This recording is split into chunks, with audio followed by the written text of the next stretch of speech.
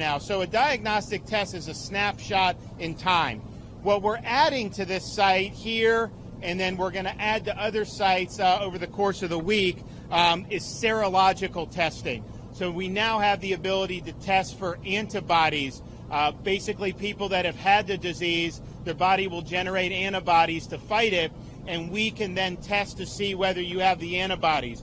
The good thing about it is once the antibodies develop, if you test positive for the antibodies, it's not like you're going to lose the antibodies the next day. So this is very important, particularly for our first responders and our healthcare workers, to know who has the antibodies. We do believe, I think most people believe, that it will confer a certain level of immunity. They're disagreeing about maybe how long, but I think that that's probably the safest assumption. So the FDA-approved test that Florida has acquired, we have 200,000 and we have more on the way.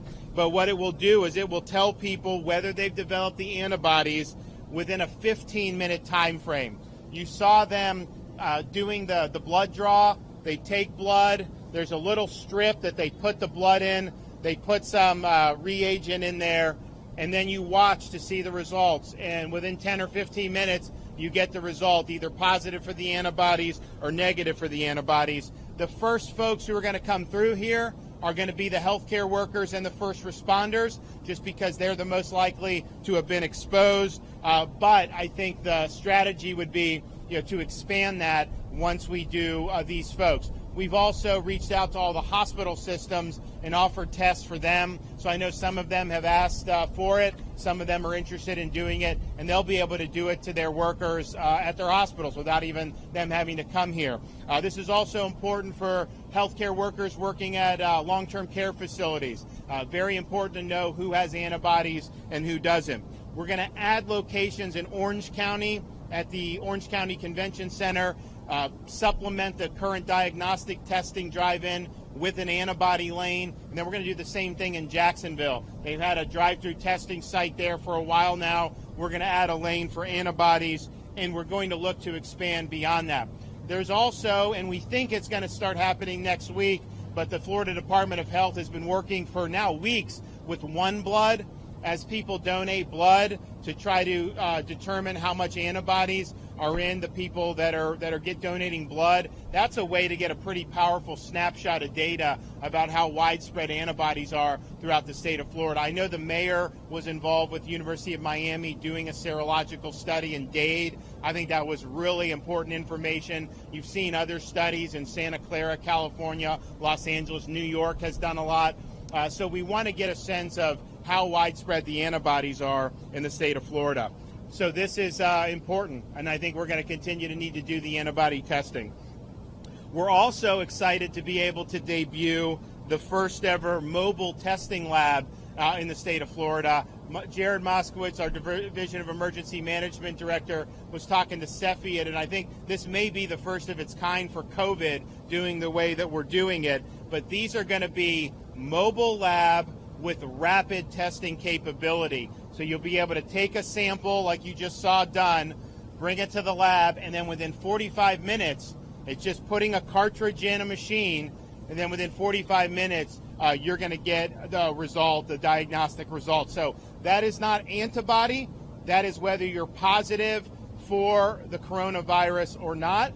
But obviously that's something that's very, very important. So the lab is going to be run by Stat Lab.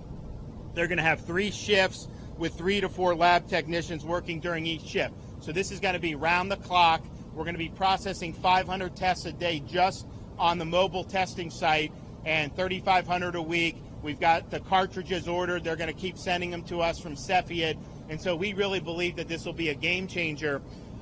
We have the National Guard doing a lot of testing in the long-term care facilities. That's very important. They've been able to identify some clusters and keep it from spreading.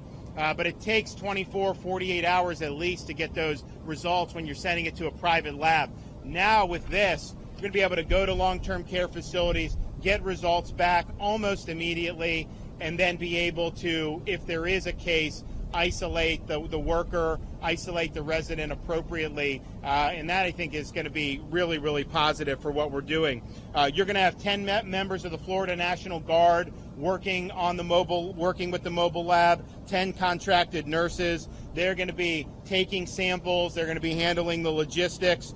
Our strategy with this is assisted living facilities, long-term care facilities. We're starting right here in Miami-Dade County. Those will be the first facilities that have had the rapid test. The Guard has visited a number of these facilities already and done the traditional lab-based testing, but we think that this is good. So it'll be more probably a hub and spoke model where you'll go in a general area where there are multiple long-term care facilities. Then you'll have people ferreting out to various facilities, getting samples, and then we're able to run them through the test site. So we appreciate Stat Lab's partnership, and we look forward to a successful testing operation. We're now, throughout the state of Florida, have 12 drive-through testing sites that the state is either directly supporting or the Florida National Guard is running. We also have 10 walk-up community sites, particularly in underserved communities, to make sure that everyone has access to testing. So between the drive-through sites are responsible for 115,000 tests, and the walk-up community sites, even though they've only been online for a couple weeks, they're over 15,000 tests already. This Hard Rock site here has done over 20,000 tests, just this one site, which is pretty incredible. The National Guard strike teams for the nursing homes and long-term care facilities, they continue to test. Interesting, they have many times there's no COVID, but even when there is, it's been a pretty low percentage. Total number of tests they've done in these long-term care facilities, the percent positive has been 4%. And these are areas where if it's there, it's likely to really rapidly expand very quickly. So I think because they're getting in, they're identifying clusters, they've been able to keep it from spreading like you've seen in some other areas. But that's very proactive, and they're really working very hard to do that. We also have now companies like CVS and Walmart able to get into the fight. I relaxed the restrictions on the licensed pharmacists. They are now allowed to administer COVID-19 tests. So you have Walgreens, they have 7 drive-through sites that they're going to be setting up, and they have 2 of those in Miami-Dade County. So Opelika and then the city of Miami are each going to have Walgreens having one of these drive. So this just makes it easier for people because these are things that may be in the neighborhood, and I think you're going to continue to see CVS is going to roll out some more, and Walmart is also going to roll out some more as well. Before we came out here, we went through in the back. It's based here at Hard Rock, the critical care decontamination system to clean the PPE. As many people know, this PPE was a major crunch, particularly in March. China had known what was going on. They specifically bought up a lot of this stuff, really to try to screw over the rest of the world, which they're going to need to pay for doing that. But we were fighting for PPE. Jared did a great job. So there's more PPE going out now, but there's still going to be a demand for this. And so this decontamination system allows you to clean things like N95 masks. So it can decontaminate up to 80,000 masks per day, and it can decontaminate the same mask 20 times. So you'll have hospital systems, they can send in 20, 30,000, whatever they have for masks. They can be decontaminated and then sent back a couple days later. This is important to have because we don't know what's going to happen with the supply chain. I hope it ends up being better. We need to get a lot of this stuff back to being made in America. We should not be relying on China for all these important medical supplies, and that includes prescription drugs. I've spoken to some folks involved with things like pharmaceuticals and told them, come to Florida. We have a good business environment. We would love to be able to manufacture that stuff here. That's much safer for the American people and really is a national security issue. Having the ability, though, to decontaminate, that's a level of protection in case you have other problems with the supply chain. So far, the state has sent, by the end of this week, the state of Florida will have sent more than 25 million masks to long-term care, hospitals, first responders, almost 10 million gloves, 1.6 million face shields, 1 million shoe covers, 450,000 gowns, 200,000 containers of hand sanitizer, 85,000 goggles, and 38,000 coveralls. So this has been a massive logistic operation. Director Moskowitz has done a really, really good job. We early on acted understanding the long-term care facilities were the most vulnerable parts of our communities.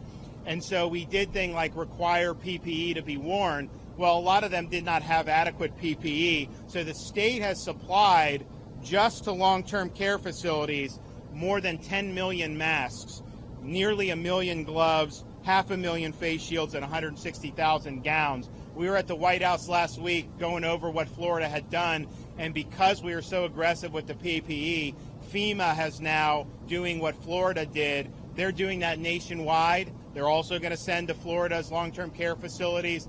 So we think that that's an important way to be able to protect the most vulnerable. So I want to thank Jared for all his efforts in doing that. As of yesterday, the state, our 5-point plan to fight COVID has always been protect the vulnerable, expand testing, make sure that we're protecting our healthcare workers and our hospitals, social distancing, and prevent the introduction from outside of Florida, the virus's introduction. We have now screened over 40,000 people coming from New York City area or New Orleans, two hotspots. I think New Orleans is starting to do a lot better, which is good. Those are important. Those quarantines have been necessary to be able to prevent the spread from going forward.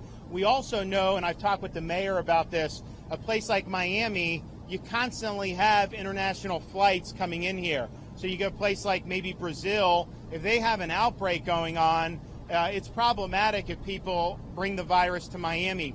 So the president's asked me, and we're working on a plan to deal with this. And I think it's got to be the airlines really need to be testing people prior to them getting on these planes if they're in from areas where there's outbreaks. So we're working on that. We're going to consult with Miami-Dade about it. But I think that something needs to be done because, you may see some other places have more significant outbreaks over the next couple of months, even if the United States is doing better. So the last thing we want to do is having gone through this and then have more of it being seeded in to the country.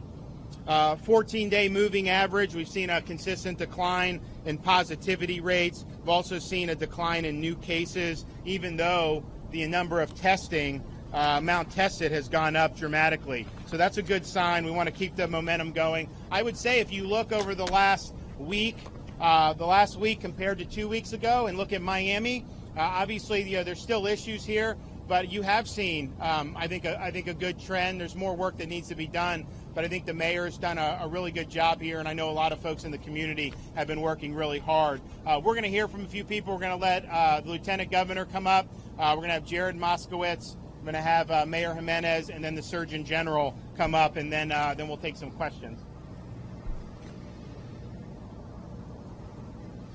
Good afternoon. Thank you all for being here. Thank you, Governor, for your leadership. Mayor, you've been a tremendous partner. We appreciate all your work. Surgeon General Rivkees, Director Moskowitz, all critical parts of battling COVID-19. What you heard from the governor, obviously, is that we are fast approaching almost 500,000 tests that have been conducted here in Florida. And that is a testament to the governor's focus on expansion of testing. In fact, what you see here today is a testament to his focus on testing, but obviously making sure that we focus on not just rapid testing, which he talked about in the mobile lab, also the antibody testing that will really be able to confer what the immunity level is here in this county in particular. But this has been a multifaceted approach. The governor has laid out his priorities in battling COVID-19. This has been the state's most significant response effort in the history of our state. And as we've seen these numbers, we've seen these trends, again, I think Florida has led the way, not only in terms of expansion of testing, we're consistently in the top 3 in the country for testing. We've also led the way in protecting the elderly. Governor DeSantis early on understood the challenges with nursing homes, assisted living facilities, and long-term care facilities. And so that is why early on we prohibited visitors, made sure that the screening of personnel, made sure that they had adequate PPE. So that was something that Florida led the way in. He also outlined how Florida led the way in identifying those that were coming into Florida from other high outbreak states, like the tri-state area, New York, New Jersey, Connecticut, and Louisiana. And so all of those aspects that Florida has led the way has really not only saved lives, but has allowed our hospitals to ensure that they had sufficient capacity, protect our healthcare workers, and again, the vulnerable, the elderly, those with underlying health conditions has been a continued focus. And what you see here today is the continued commitment from this governor leading the way, leading the charge in battling COVID-19. So we thank all of those healthcare workers, first responders, the National Guard, everyone that's been instrumental in helping us in this battle. We thank them, we appreciate them, and we know that we're going to stand by them and continue to support them as we continue to battle COVID-19. Thank you all.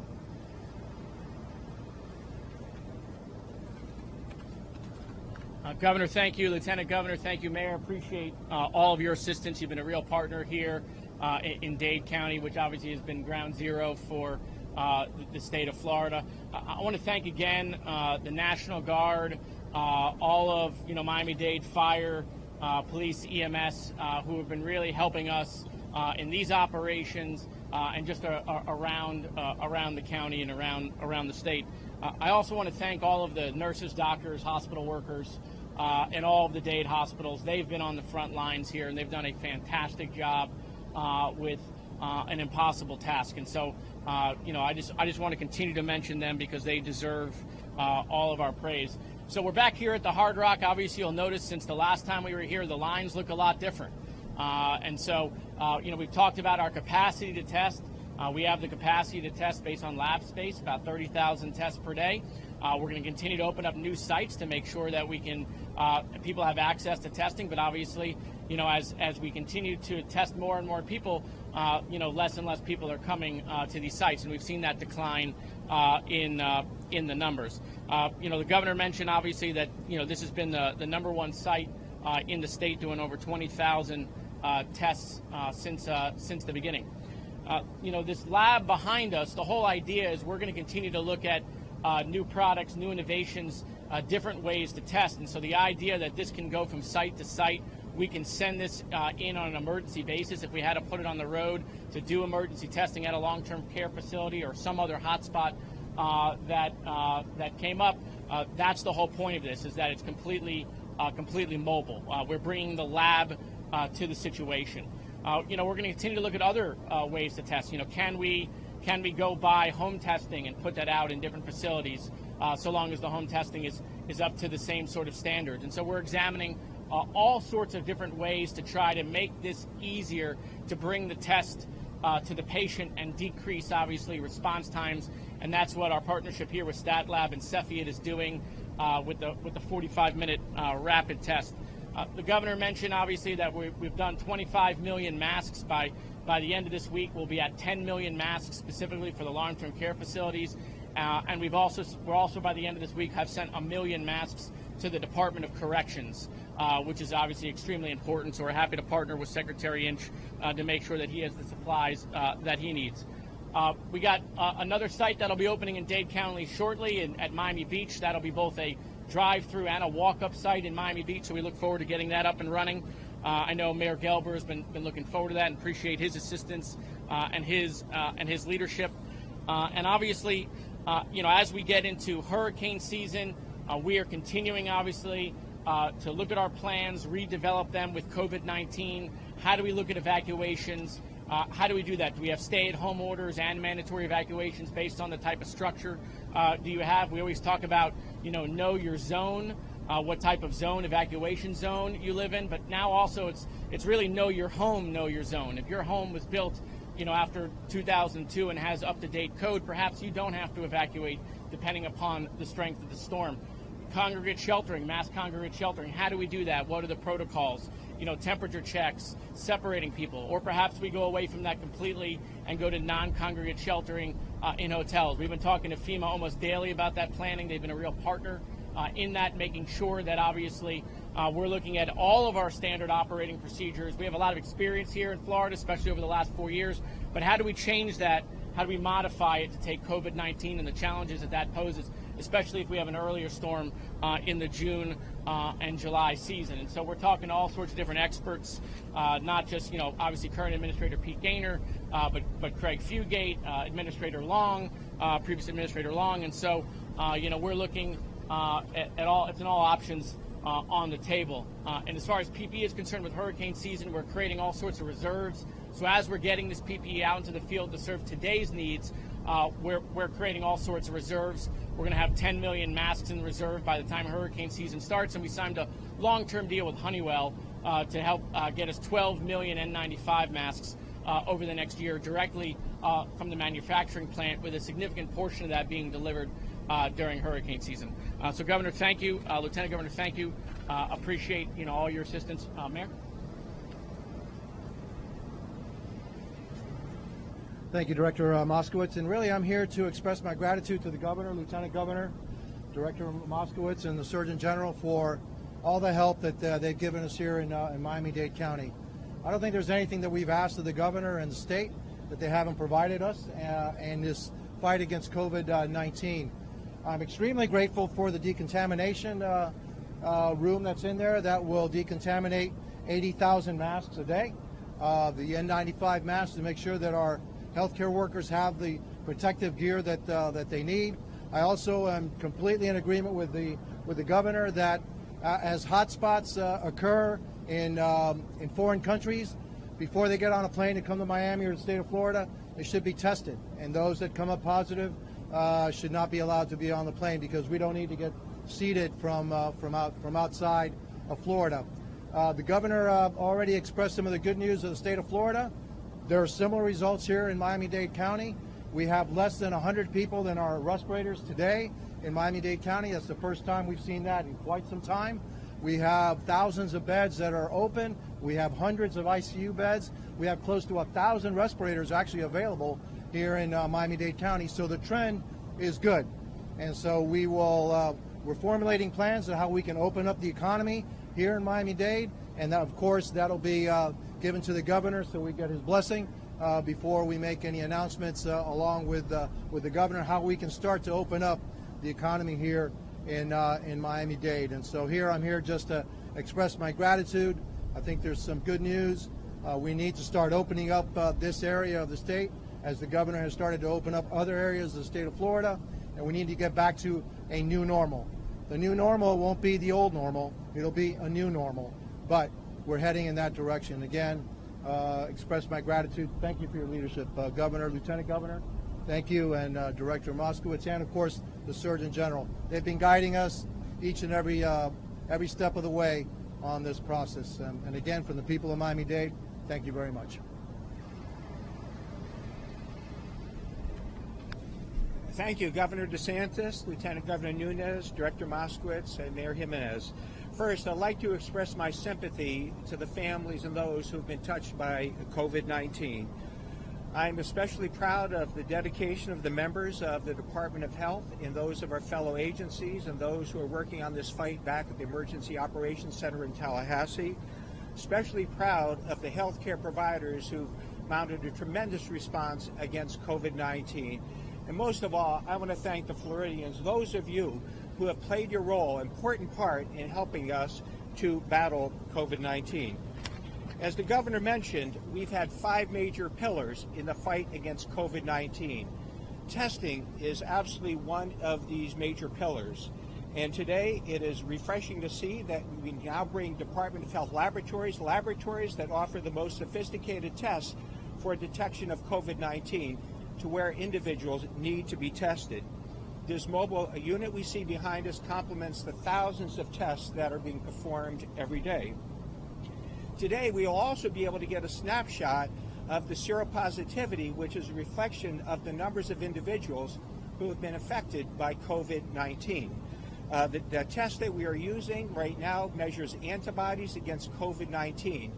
It measures 2 antibodies, one which is called IgM and another one which is called IgG. IgM is the antibody which appears first, typically within a week of infection, and IgG typically will appear at about 2 weeks. We are testing initially our first responders and healthcare providers because these are the individuals who are on the front line.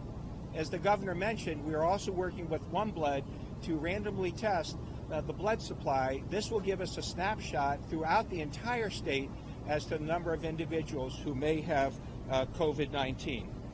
Again, also was also mentioned that testing also goes hand in hand with what we call contact tracing. Contact tracing means identifying individuals who have COVID-19, identifying who their contacts are, and having those individuals isolate. This is a way that we actually stop the cycle of transmission from person to person. And this is something that we have in place. We've been doing this from the very beginning and are continuing to expand. Collectively, these efforts are all adding to our fight against COVID-19 to keep the public safe and to keep you and your family safe as well. Thank you. Well, thanks to everybody. As I think many of you know, Monday, Florida started phase 1 of our safe, smart, step-by-step approach for Florida's recovery. We followed the White House gating requirements that was put out by the President's task force, which was a decline in ILI activity, downward trend for 14 days, syndromatic indicator, decline for 14 days, a decline in either total cases positive or case positivity, and then making sure you have enough healthcare resources in case there's any type of surge of patients. So the state of Florida as a whole, even including Dade, Broward, and Palm Beach, satisfied the gating requirements. The task force proved that, and we move forward. Now, because you look at how the epidemic has developed differently in these 3 counties down here versus the rest of the state, I consulted with Mayor Jimenez, the other appropriate officials in Dade or in Palm Beach and Broward about what would phase 1 look like. And they were doing last week some very important announcements on parks, marinas, golf courses, and so they want to see how that's going. We're now going to be in discussions about the next step for these 3 counties. I think that there has been a lot of positive movement. I mean, I looked at Broward as well. I mean, you can definitely see the decline. You see Miami. I think Miami was 19 or 20% of the cases were positive when we first test were positive. Now I think it's down to like 13%, and it's been in the single digits in terms of percent positive. I think in the at least number of these last few days. Broward, Palm Beach, they're now down to 10% positivity for the whole time. Obviously, the most recent tests are probably under 10%. So there's been good trends. There's been a lot of great work done in all three of these counties. We want to be safe about it. We want to be smart, and it is going to be a step-by-step process. It's not just flipping a switch. But I do believe that for Florida to be successful, we need our southern Florida communities to be successful. I mean, Miami's an incredible engine for the state of Florida. Same with Broward and Palm Beach. And so we're going to work together with the local officials, and then we're going to craft an appropriate way forward. But I do think that the other 64 counties were in really good shape relative to the predictions for sure. And I think they're approaching it in a very safe way. The first phase is not terribly different from what we've been doing anyways. I mean, people have been going to grocery stores, all this stuff. There have been retail like Home Depot. So now you go to maybe a different retailer at reduced capacity. Now instead of waiting in line at Publix, you can sit outside at a restaurant 6 feet away. So these are small, cautious steps. You can do elective surgeries now, which really I think is long overdue. So that is in place in Dade as well. That is going to be really important for health, safety, and welfare of people. So it's not like it's a sea change phase 1. These are cautious steps, but I think they're steps that we need to take. So we'll hopefully be able to go forward soon in southern Florida, and I think that we can look to South Florida to really help lead Florida back. So I look forward to working with Mayor Jimenez and other folks down here. And with that, I'm happy to take a few questions. Yes, ma'am.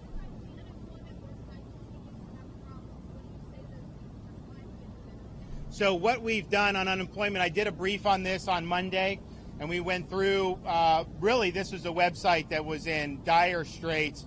We've now launched an IG investigation about how this was acquired and all the money spent. That was before I was governor. This was in 2011 through like 2016. So there's a lot of problems with it. There's been a lot of engineering that's been done. So now you've processed over 800,000 claims. Just yesterday, they did another 50, 60,000 payments. What they're trying to do over the weekends is take down the Connect interface, allow people to apply through the Pega site so that they can use it to process. So they processed between 400,000 and 500,000 payments just this past weekend. They did 400,000 the weekend before, so we're going to do that more, but then trying to get as many on the weekdays while people are on the system as you can. So there's been a lot of work put into it. Money is going out.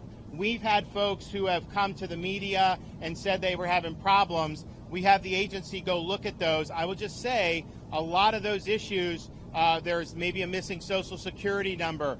Maybe the employer is contesting the unemployment. So there are those issues that obviously need to be right before the claim will be paid. So the agency's happy to work with folks if they're having problems. But if you're filling out an application, just make sure everything's there, particularly Social Security number, because that has to be verified under federal law. Otherwise, you're not able to do any benefits. Yes, sir.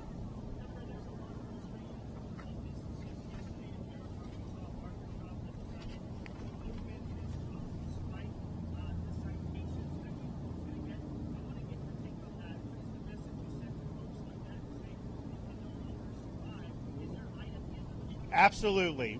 What I told my task force for reopening Florida is we need to dispense with this idea that some jobs are essential and some jobs are not essential. At the end of the day, if you're a business owner that some government official determines non-essential, I can tell you it's essential for you. It's essential that you're putting food on the table. The people you employ, it's essential for them. So nobody is not essential. We're looking at it in terms of how do we reduce risk from various occupations? And so the barbers and the hair, I went to Orlando, met with the county mayor there. He had a number of businesses that they have great ideas. So we're putting together a set of safety requirements, but I told my folks, we have a responsibility to get to yes.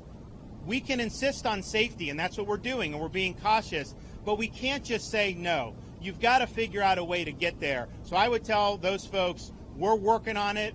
We hope to have something as soon as possible. But I really believe that if somebody is able to conduct their business in a way that's low risk, government shouldn't be restricting them. So we're getting close on that. We're looking at some of the other things. But whatever you're in business in, if we can simply make it so that it's safe and the risk is low, then you need to be able to go back. So that's the path we're taking.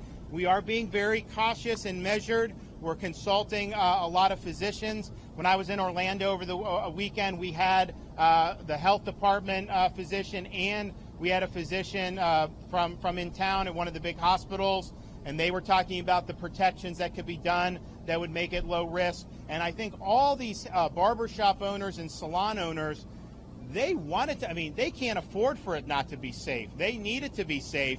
And I've also asked people, has there been outbreaks in Florida related to that? Because remember, all these salons and stuff, they were all open through most of March, and I don't know that they've actually sparked the outbreaks, because I think the folks have been taking precautions from the very beginning. So we want to go forward in a safe way, but just simply saying no is not acceptable. So I would say everyone understand. I know how important it is to get people back. Yes, ma'am.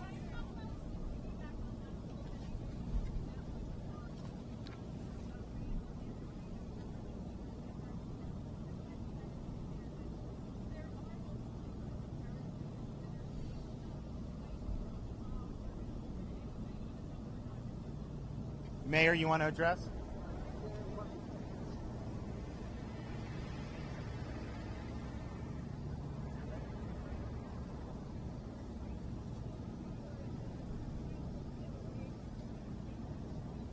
No, we don't look the other way. And so Miami-Dade Police goes out and does over 1,000 inspections a day. Our inspectors go out and do over 1,000 inspections a day. And what we found is a very, very high number of compliance, and the ones that aren't complying, simply just saying, hey, you got to do this, they will comply. And as the governor said, we want to open up as fast as we can. We're working on the way that we can open up even barbershops, for God's sakes. I need one, I know that, okay? And so we're doing that as quickly as we can, but always putting safety first. We'll put our recommendations before the governor, says this is the way we'd like to do it, and then hopefully we can do that as quickly as possible. No, look, people are saying that they're going to open up with a date. There's no date, all right? That date will, when we say these things can happen, that's when they can happen. But we're not here in the business of trying to keep you closed.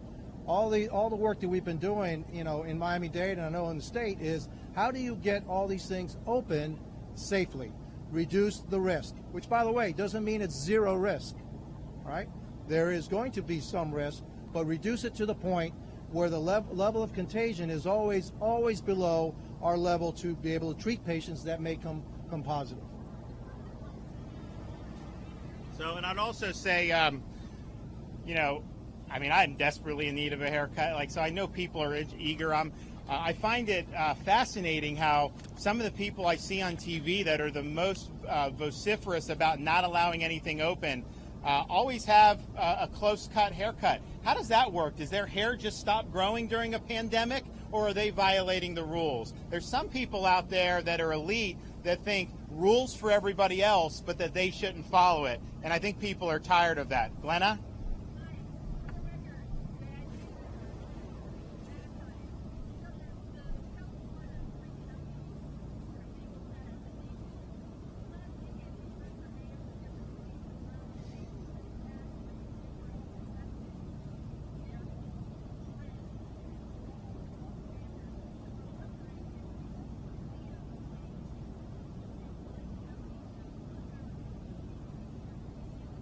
Not necessarily. You're right. So, if Miami's making better progress, then you have a major outbreak in Palm Beach. Should Miami be held back? And no, we've tended to look at them as similar.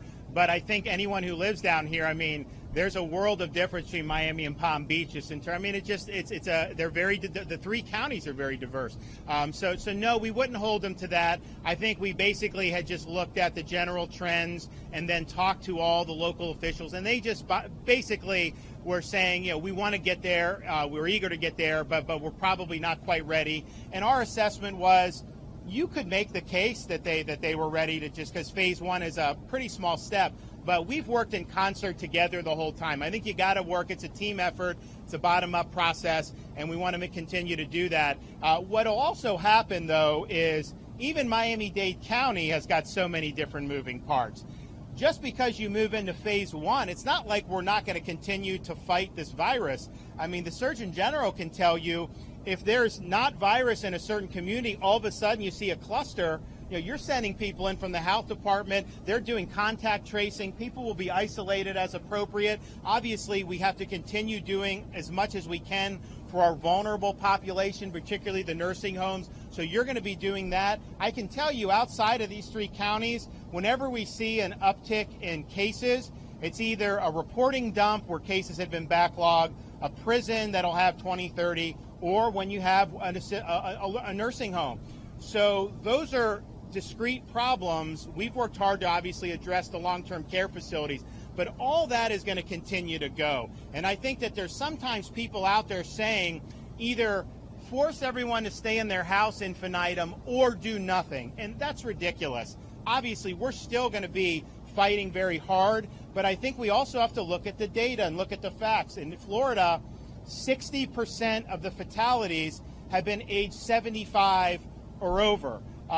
And if you look under 25, we have not yet had a fatality. So those are important facts to be able to tailor the response to the areas that are most vulnerable and the demographics that are most vulnerable. You see us doing that here today with the mobile testing unit. They're going to be able to take this out, get results in real time for folks working and who are residents of long-term care facilities. And just the extra day or two to get the results could be the difference of preventing a significant spread and saving lives. And so we're happy to be able to do it. I'm going to be back soon down here. This is very important that Miami continues to do what it's been doing, and we're going to continue to work hand in hand with Mayor Jimenez and all the local leaders. Thanks, everybody. So you saw them do the swab for the diagnostic test. And already, just in the course of this press conference, we have a negative result.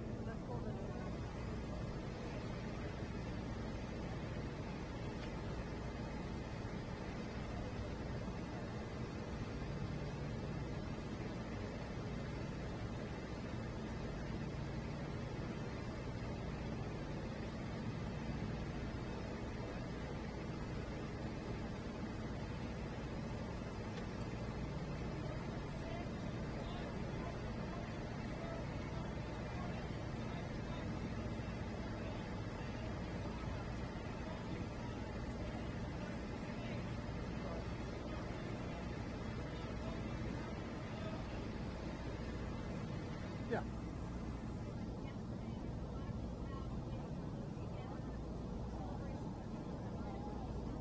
I'm sorry, I really can't hear the question. I'm saying, look, we have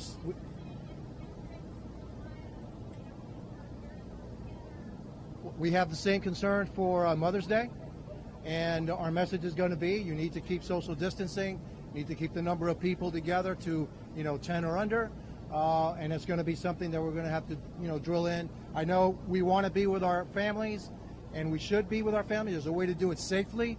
So if you are with your families, please do it safely, especially ones that aren't part of your household. And so, yes, those things concern us, but that's why we hired a bunch of enforcement personnel to maintain social distancing, wearing of masks, and follow the rules. That's what we want.